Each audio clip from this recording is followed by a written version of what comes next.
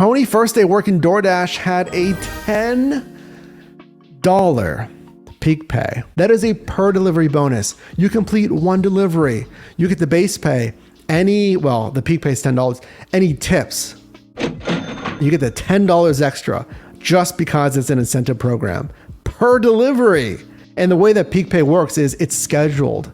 It's more predictable than Uber Eats, which is it's an always changing, evolving bonus pay. Not on DoorDash. It's scheduled, it's predictable. So $10, that might have lasted for maybe 2 or 3 hours. That's usually the window. It's not usually an hour, it's usually like 2 or 3 hours. Here's the thing with this. I've seen glitches on Uber Eats with that variable changing surge pay. I've seen $10 per delivery. I've seen like $20, and you'll see that pop up on Uber Eats. It's not real. It like goes away. You can't get it. But this, I'm really curious about. Here's the strategy though. Don't listen. I've been doing this stuff since 2015. Okay, this is what I've learned with maximum peak pay. Tony, thanks for being here and commenting. It's gonna make bank. $60 an hour, man. $70. No, not necessarily. With maximum peak pay, like $5, $6 peak pay, it's crazy. $10 is even crazier. Statistically, that doesn't always mean you're gonna make more per hour. Why? Because if you saw $10 peak pay and that zone was only 10 or 15 minutes away, and your current zone is $2, I'm betting a lot of people, including myself, would try it at least once. So it's gonna pull a lot of drivers to that area. So I always tell you, I want you to really sit 85% of maximum peak pay.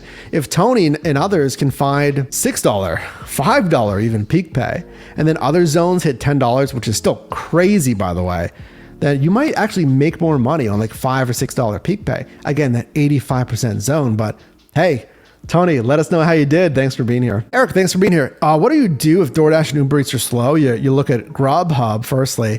And again, what happens if a niche is slow? We talked about this earlier. If a niche is slow, that's when you multi-niche.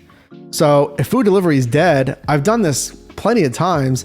I'll pivot to a different niche. I pivot to GoPuff is usually my go-to. What else is my go-to? Some people like grocery, shipped or Instacart. I'm not a big fan, but again, it could be huge in your marketplace. That's why I just like having as many options as possible.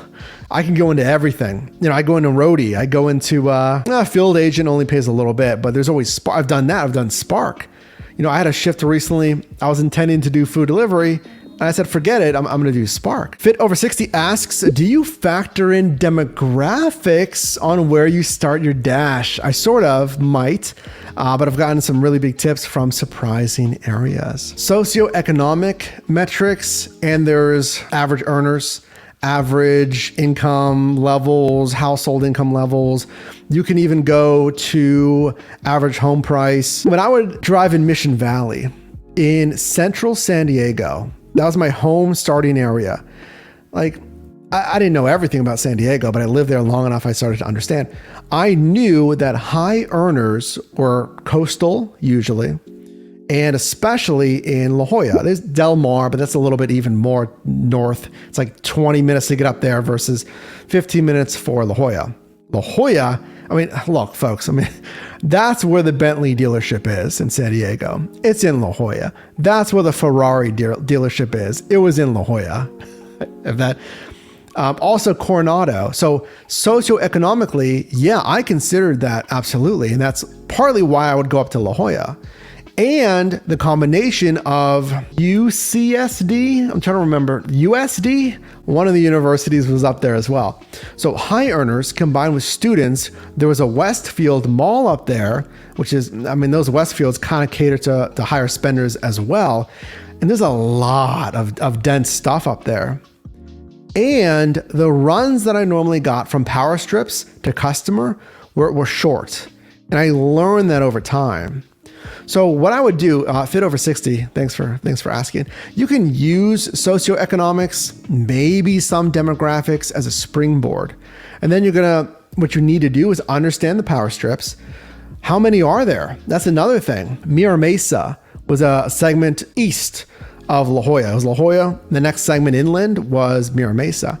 That was a little more spread out. It was a little not as dense with customers, but the power strips were very, very predictable. It's like one road going through the Mira Mesa market segment that I got used to. So I knew this segment is going to go usually to these apartments or here and there. It was very predictable. Versus some, it just spiders out. It goes all over that market segment. So you want to consider that as well. What I think you mean here, Eric, thanks for being here, is will I use that as my central home base for that shift? I have done that. Not at Taco Bell's. Not at a Wendy's, most any fast food. When I was driving in San Diego, I would go up to La Jolla, and there was one power strip that I always started at. Urban Plates in La Jolla. You can look it up. It's across from another very large shopping plaza with a Whole Foods and some other power strips, restaurants. It was a great place to stage because I wasn't super familiar with the entire segment. But I knew that area was busy, and I knew runs from that area usually didn't pull me too far away. So I'm going to stay there. That is my home base. I would get a run. I would come right back there. And then over time, again, I would learn secondary home bases. The home bases on food delivery are just power strips. And number one, I love staging there because there's multiple options for restaurants. So I'm like, all right, like, could you imagine sitting at one restaurant? You only have that one option. But when you sit in a power strip, if this place is slow, this place might be slammed.